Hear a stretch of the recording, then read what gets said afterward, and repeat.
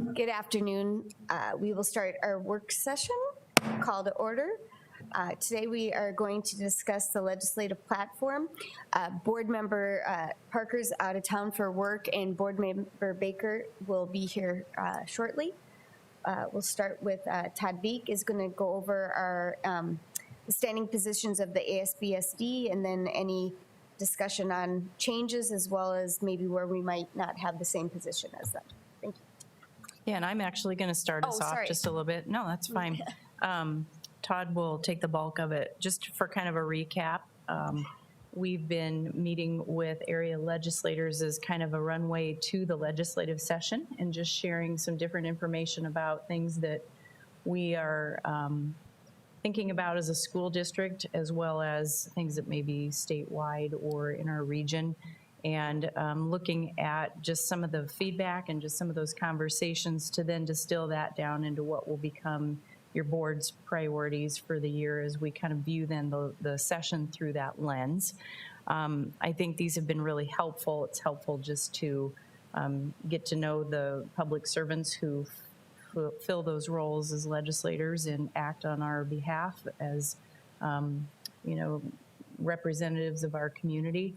And knowing, you know, what comes and goes during a session, there's just a lot to keep track of. And so I think we always want to be a resource for them in terms of things that affect our students in our school district. So we value their time, and I think that's been time well spent. So to that end, some of the things that we'll go through today are those things that we have kind of identified through that process, or the needs of our school district, along with the positions that come from ASBSD, and then how we then look at the session as things come up that may be carried in by one of the legislators, or things that we are actively asking someone to maybe bring in on our behalf. So with that, I will turn it over to Todd, and he'll kind of go through some of the highlights of issues that we've discussed, and then the board can have conversation about what we see kind of emerging as maybe our 2 or 3 top things.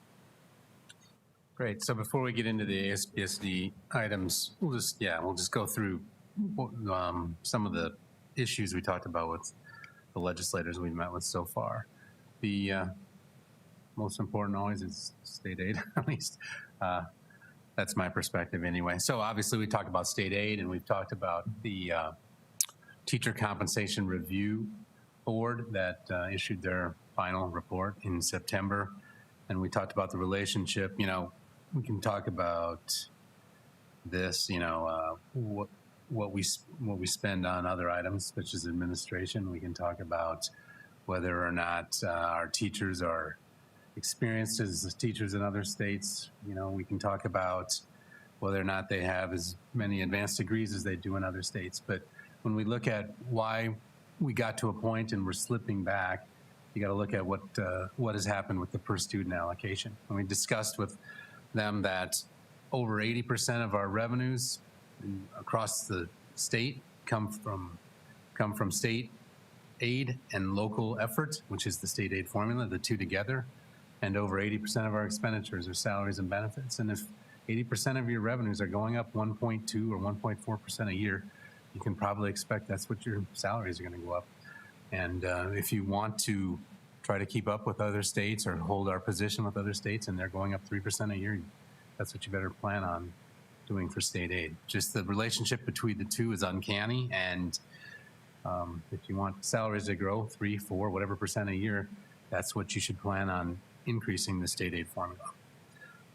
So that's state aid. We questions on that or comments or anything? We also talked about juvenile justice, and I'm not the expert on that, but he's in the room if you have specific questions on that. But the state has allocated $400,000 for statewide diversion programs, and and then that's divided up at $250 of reimbursement to the county for each juvenile that successfully completes a diversionary program. So that's the money that's allocated right now.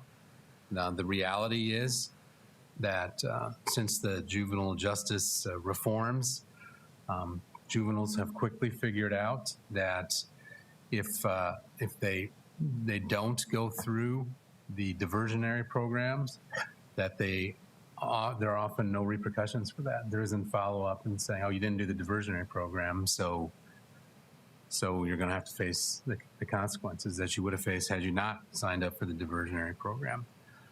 So we've stressed with the legislators we met with that there has to be teeth behind that. And then if there's teeth behind that, the appropriation is going to have to be greater because the kids will do it. And the $250 probably isn't enough of an allocation for a full diversionary program. So we've said, first of all, we've got to crack down so that kids are actually doing the diversionary program, and there's consequences if they don't. And then when that happens, you're going to have to allocate a little bit more money to be able to fund those. And that's not that money goes to schools; it goes to the county, and then they send it on to their partners who operate the diversionary programs. And I sit on the JDAI statewide board, and what's happened is there's a false reporting number occurring because the lower level crimes really aren't getting reported. And so they're saying, well, that crime has gone down, but the higher crime, the more serious crimes have risen, and that's because they're not reporting these lower crimes because either the state's attorney or the police department doesn't have the resources to fulfill those crimes and get those to the court and so forth. So then children are, it looks like they're moving on up and doing higher crimes. So it's something that needs to be comprehensive. We're meeting with judges, the state's attorney's office, police and sheriff's office, as well as these providers to try to come up with some type of resolution to go on with this. And I would just add, this isn't something that's exclusive to the Sioux Falls School District. This is an area of concern. And we're really trying to, with some of these collaborative groups, really look at defining what defines successful completion of diversion. And are we all on the same page and agreement about what that means? And the bottom line is we just don't want it to be too easy for kids to just fall off the radar and to head down a path where we may have some better solutions where we can help them get back on track and help them be successful. Exactly. But that's something that our large school group, superintendent's group discussed. It's something that I know is a concern in many areas and just wanting to do the very best for those students. We also discussed with them what probably isn't a huge issue. It is for the people that are affected, but it isn't a gigantic issue. It's psychiatric PRT, residential treatment facilities. And there was an issue with these like 10 years ago, and it was solved for the most part for most kids. And it was that if a child would go through the DSS process and get placed into that program, the parent could send them there, and then the school district where the PRTF site is located wouldn't have to try to bill the school district where the child came from for providing them education services. They could get it through the state aid formula and through reimbursement from DSS.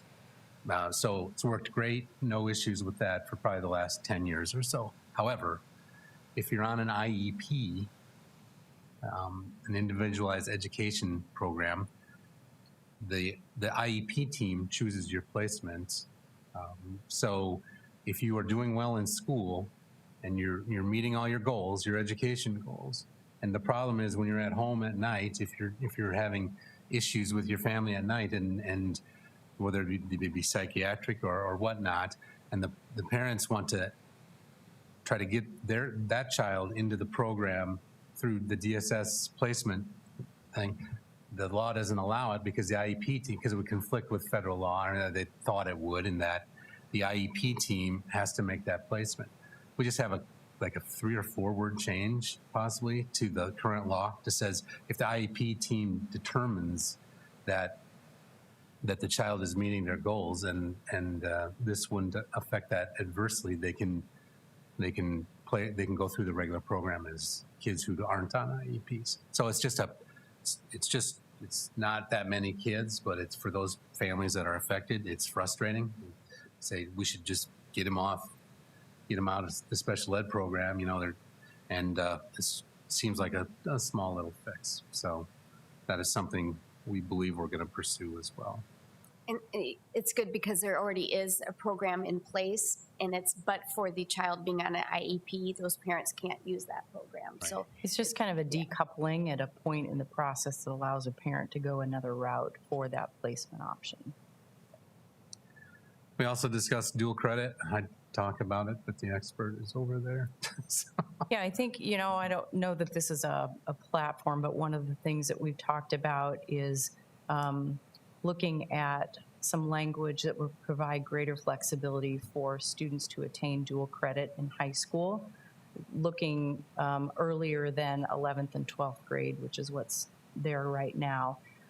In fact, I just had my youth advisory group yesterday, and one of the students said, case in point, I asked them about their opinion on that, and she said, I would have liked to have taken a course this summer after my sophomore year, but she was still classified as a sophomore, so couldn't register for that, which would have allowed her a little bit more flexibility as that junior and senior scheduling. And so I don't know that it would add kids in terms of numbers of students pursuing dual credit, but as we develop new programs, as we look at options and flexibility and for kids to be able to schedule things, you'd still have to have safeguards, parameters, qualifiers, all those things that we do right now. But there might be a better way to allow for some flexibility in 10th and possibly 9th grade. So we're working with some of our higher ed partners, and we'll be asking the state to weigh in on that, but we're hoping that that's something maybe we can begin to kind of nudge in that direction. And it's great because AP programs are allowed 9th on up. So to allow that dual credit and to allow those children to get more credit before they enter college is obviously at a better rate, is a good solution for that. Yeah, a lot of positives behind students earning dual credit. And so I think everybody's in agreement of that. We always want to make sure that kids are capable of doing college level work. And, some of those scheduling factors or summer programming or, online courses, there's different layers of flexibility now. And we just think that dual credit component should match that so that that's equally flexible and we can do what's right for students. so speaking of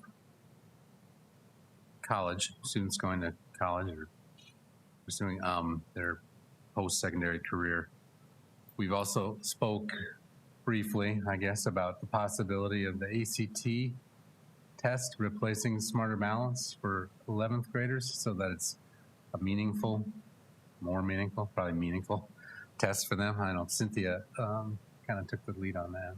So Nebraska and other states do use that as their mechanism for the state testing. Currently for our 11th graders, we use the Smarter Balance. And the great news about that is that it opens the doors for children who maybe were not going to take the ACT, and then they maybe get a score and say, well, this changes things. I qualify for scholarship. I can get into this school. So it could lower our statewide and our district-wide ACT, but the benefits to opening those doors to other students, even though we are seeing that some schools are not requiring it, those same schools still do require it for scholarships. And so I think it would be a better mechanism. I'm sure there's a cost difference between maybe Smarter Balance and ACT, but I think it's worth examining because I think it's just a better use of our state funds and our school district funds to use that as a mechanism for our assessments of our juniors in high school. And we always want our assessments to be relevant, and we know that ACT has pretty high relevance for our high schoolers. And I was doing a little bit of research yesterday. There's a number of states, I think there's something like 20 states that require ACT as their high school assessment.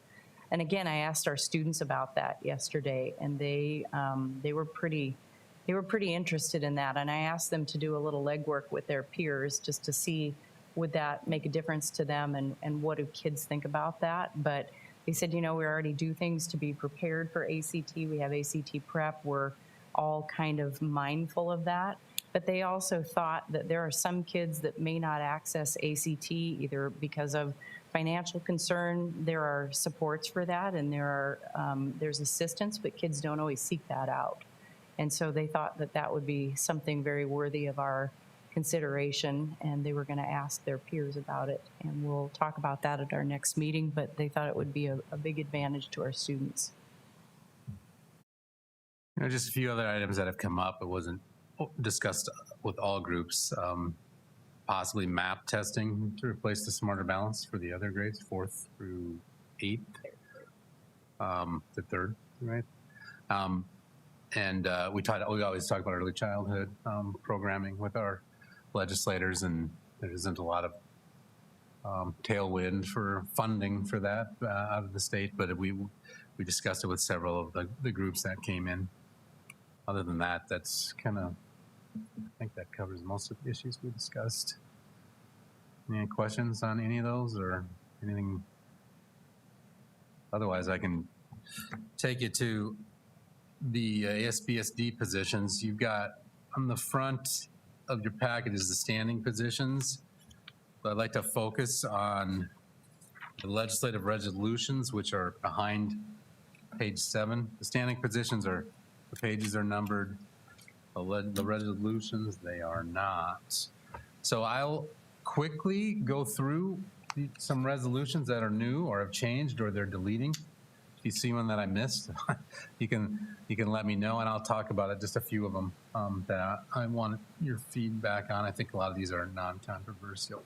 So A6 is the first one. It's a new one. It's on content standards. Like I said, the pages are numbered, but if you get past page 7, and then so we go to A, and then item 6 is an item on content standards and curriculum adoption. Like I said, I'm not going to read all of them or go through all of them. B1 is an amended item, and that really has to do with homeschool eligibility for extracurricular activities, and the requirement, it just basically says that schools should get to set the policies and rules and who's eligible to participate in these items, and they should be, the homeschool students should obey those rules as well. B9, and if you want to talk about them further, please stop me. B9 is an amendment. It's on behavioral and mental health resources.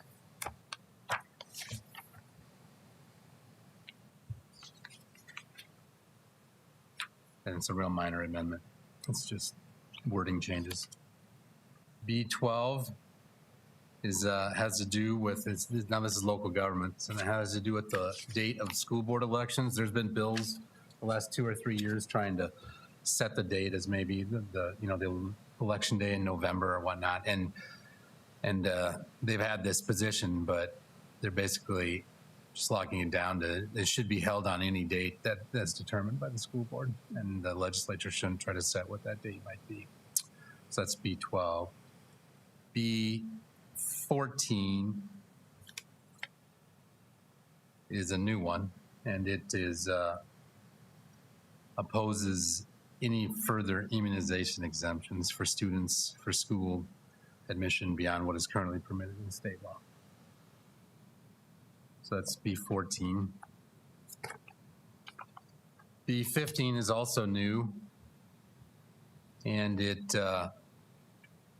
comes up almost every year. So it's not a new concept, but it's a new resolution, which is the state should host a website where local governments can put their minutes and all their required documents so people can know to go there. And then that would replace having to print them in your local newspaper. Do you think they're going to do a fiscal note on that one, just to see what the savings would be for school districts? No, I don't. They never do. We spend about $50,000 a year on legal notices and printing our minutes and whatnot. C5 is the next one. It's just an amendment. They're just changing. The law used to refer to alternative instruction, which we all called homeschool. Now the law refers to homeschool. So they're just changing that reference from alternative instruction to homeschool. C6 is also an amendment. Now this one I'm going to go over fast, but we're going to come back to it. This says ASBSD supports adherence to the state inflationary index factor defined in SDCL 131310.1, which requires school districts to annually receive an increase in state aid, and they're crossing out of 3% inflation, whichever is less. That's what's in the current law right now, and they're just taking that out. That's the only change they've made to this. The rest of it is just basically saying schools need to know that they're going to get funding, and the state needs to uphold that standard and not go lower than that or whatnot. But they did take out the specific language that's in the current law, 3% inflation, whichever is less. There's another one coming up where I'll refer back to this. So that's C6. C7 has to do with accountability waivers, and it's just wording changes. It's not changing anything substantive about accountability waivers. C9 is a deletion. Last year, they were requesting additional COVID funding, and additional federal funding was provided, and so they're deleting that item. C10 is the one that relates to the earlier one we just talked about, the index factor. They're deleting the item that asks increasing the state aid inflation factor to 3% or inflation, whichever is greater, and or if the whole general fund budget isn't going up at a certain rate, it shouldn't exceed that either. I mean, it's treating schools kind of like everybody else. I think, Cynthia, you got that put on last year, right? Yeah, so we did amend it to go from 3% or greater, which, so I'm trying to wrap my head around why ASBSD thinks that taking out the language of 3% or less there, then also allowing, not being as strong on the waiver allowance if they don't give us the state aid increase for the accountability report, and then taking this out. I just don't understand how that's helping school districts to meet their budget. Oh, yeah. So I think I skipped over C7, didn't I? Yeah. Yeah.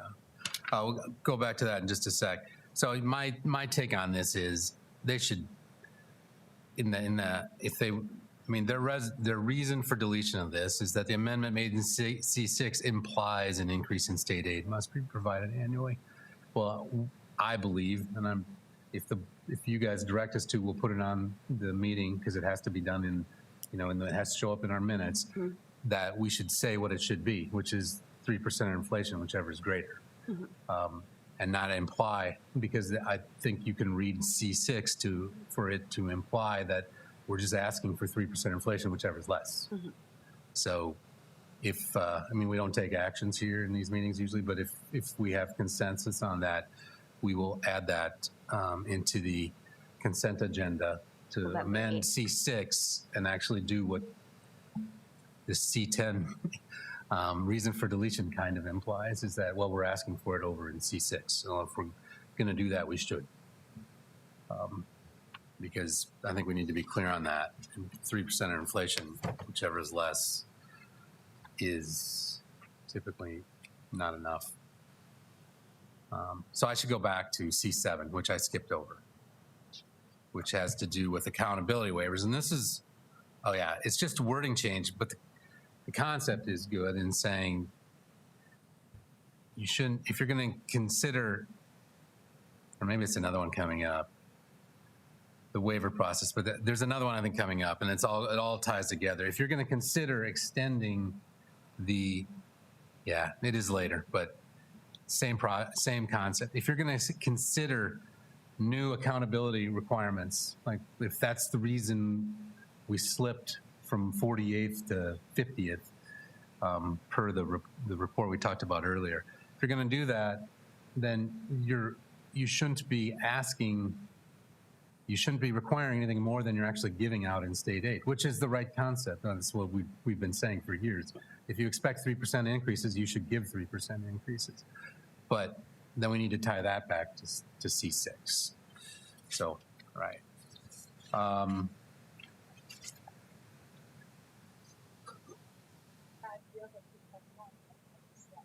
Yeah. We haven't worded it exactly. We will word it for the Monday night meeting. So then and then that'll get that exactly right, and then we have to submit that then to them, ASPSD by Tuesday, so it can be on the agenda for November 19th. November 19th. As you have any other changes as it relates to the 19th, if I could just get that one. Yeah, too, that would- Well, we have unless to the- vote on it yeah. first, so we'll all see it at that when we vote Right. on So it. if you see items in here that's the one, that's my biggest stickler when I was going through it. If there's other items in here that you either noticed now or you see between now and Monday, we can get those on the agenda as well if that's something the board wants to consider. But that will be one that we'll write up for Monday, unless you guys all say no, just let it be. But So I'm not hearing that. I won't be at Monday's meeting, so if you happen to have it done beforehand. Oh yeah, we'll get it to you. Yeah, we'll get it to you in advance of the meeting, for sure. C. Okay, I lost my spot. Okay, we just did C10. C11, they also are getting rid of. It was a one-timer for COVID because of the decline in fall enrollment almost across the board last year for schools. They said last year, use the greater of the previous year or this year because so many schools, but the governor did provide funding for that. So it doesn't apply this year. So that's C11. C12 is a new proposal to get some kind of state aid for homeschool kids that are in extracurricular activities. They don't generate any funds for schools, but there would be some expense, not a huge one, but some expense for at the margin of those kids being in activities. So they're proposing that. C13 is that new one I just talked about a second ago, is if they're going to implement new target teacher salary accountability targets, it shouldn't be anything greater than what state aid went up, which is a good idea. I think kudos to them for coming up with that. So that's C13. Then we're on to D3, which they support the receipt of tax revenue to public schools from the sale of marijuana, which was legalized by the passage of Constitutional Amendment A. So apparently in Constitutional Amendment A, some of that money can go to schools, and they're saying.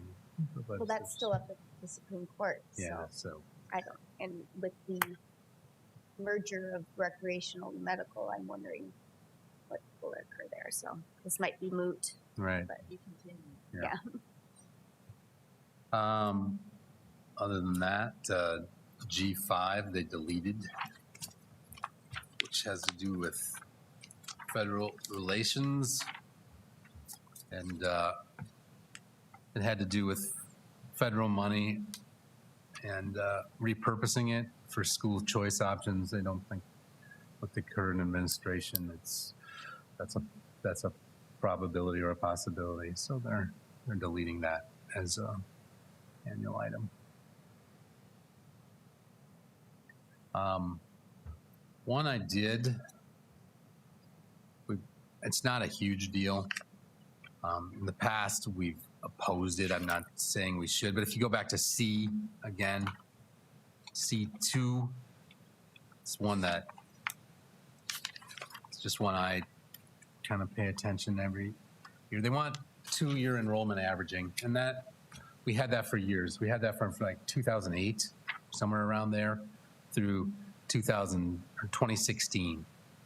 And what happened when they were doing the half-cent sales tax and they were redoing all the state aid formula is they went from a 20%, there was an amendment put on to go from a 20% small school factor to a 25% small school factor.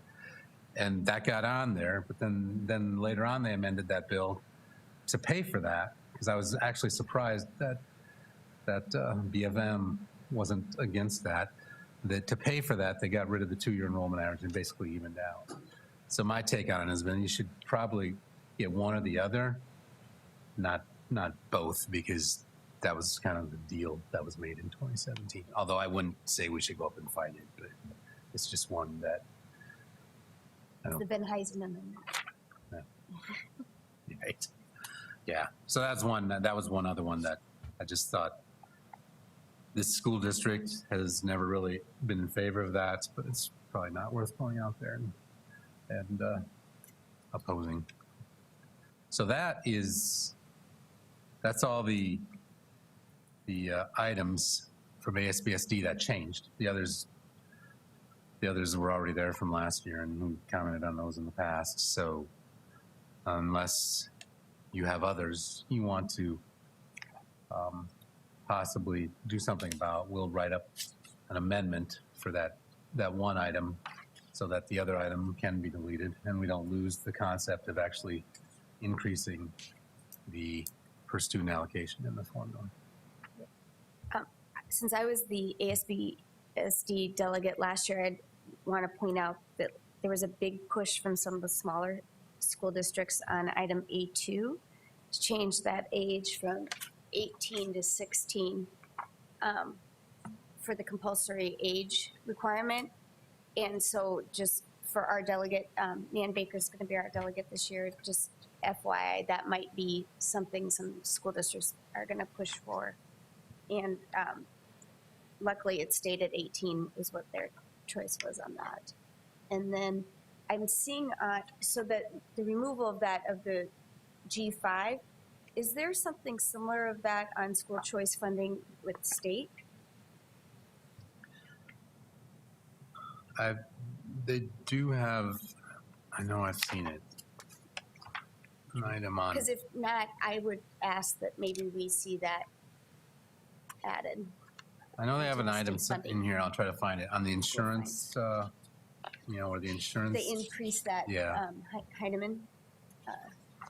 bill. I think you'll see that, that was part of some of the discussions from area superintendents, was at a state level. We also would not advocate for that. I think this one was specific to federal, but if I'm clear, your question, is there a statement in there as to state funds being Yes, used for that purpose? yeah, and I don't see it, and so I guess, So it's B5, Is and it? I missed that one, if I skipped over it, I didn't even, that has a slight amendment to it. It says ASBSD opposes state law allowing tax credits from the insurance company premium and annuity tax, and then they added, or any other private entity to fund a private school scholarship program and permits contributions to remain anonymous. But that's it, so I did miss that one, that one has a slight amendment to it. yeah, and so that's only dealing with that insurance tax rebate I think the one program. above it, Is that one have I it? think that one is more Okay, what you're good, looking yeah, at. that, good, I just wanted to make sure that's in there, perfect. Yeah, Public that's school important. Yep, thank you.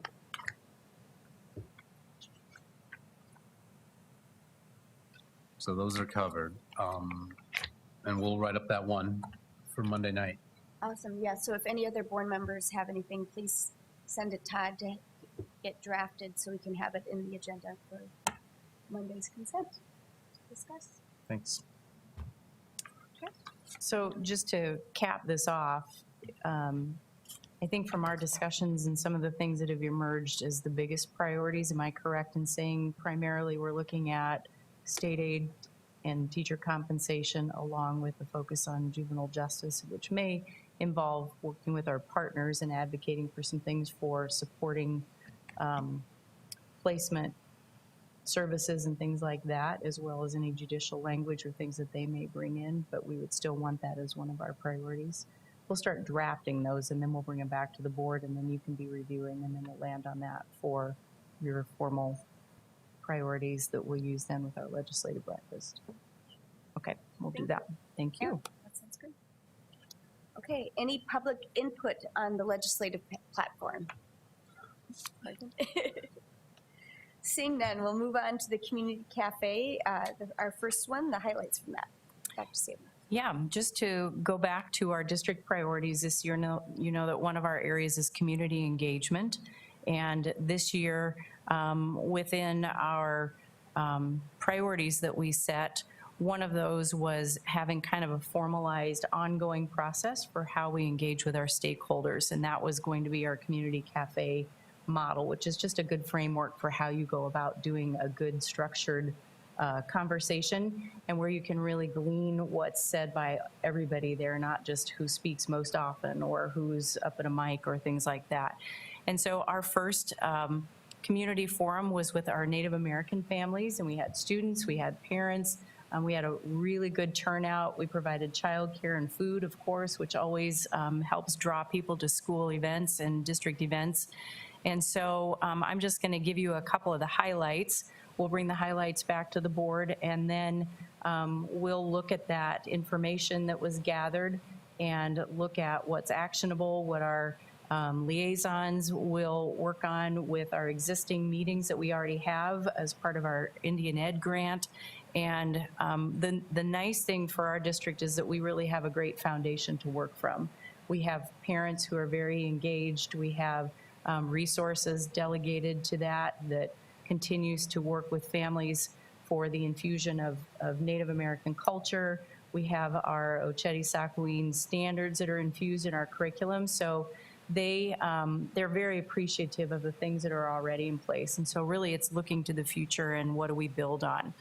The big themes that emerged from the discussions that we had were how we support our kids, things like basic needs, some things you already see reflected in our district priorities this year, transportation, how we get kids connected to activities and athletics, and how we really help to support everything that it takes for a student to be at school consistently and to achieve with their academics.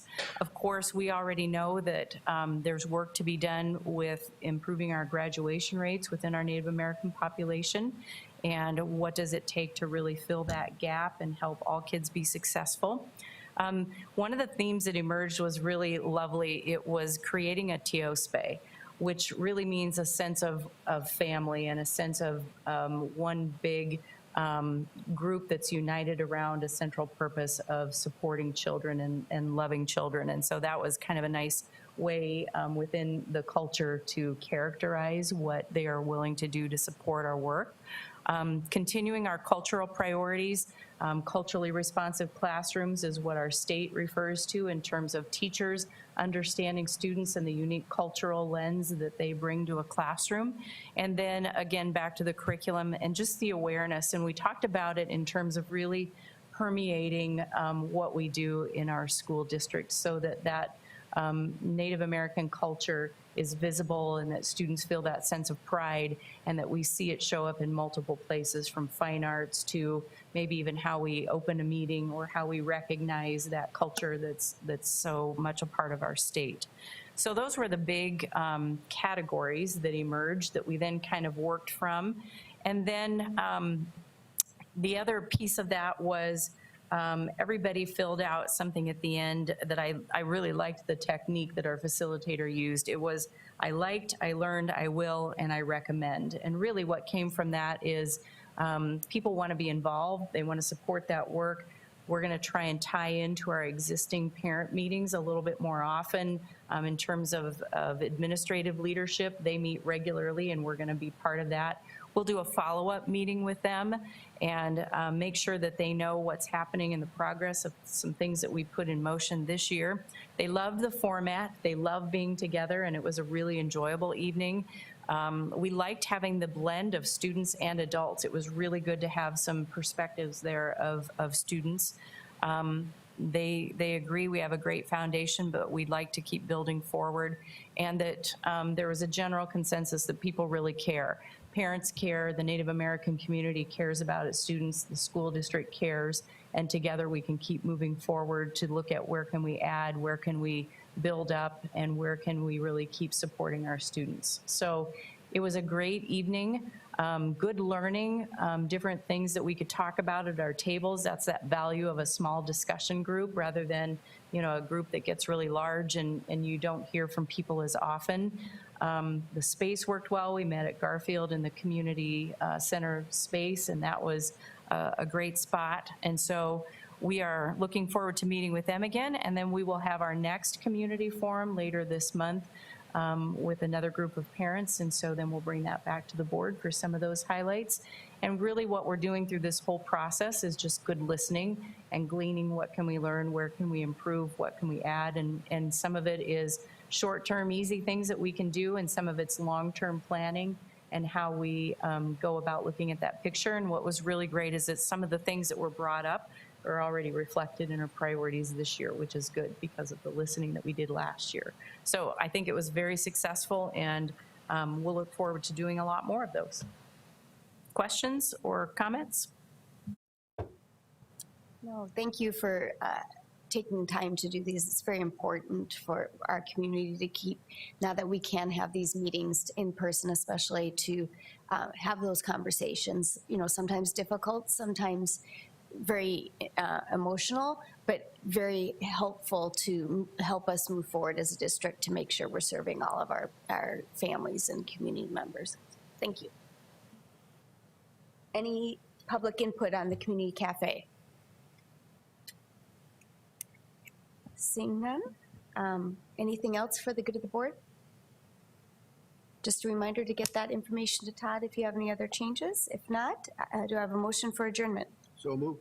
Second. I have a motion and a second. All those in favor signify by saying aye. Aye. Opposed, same sign. We are adjourned.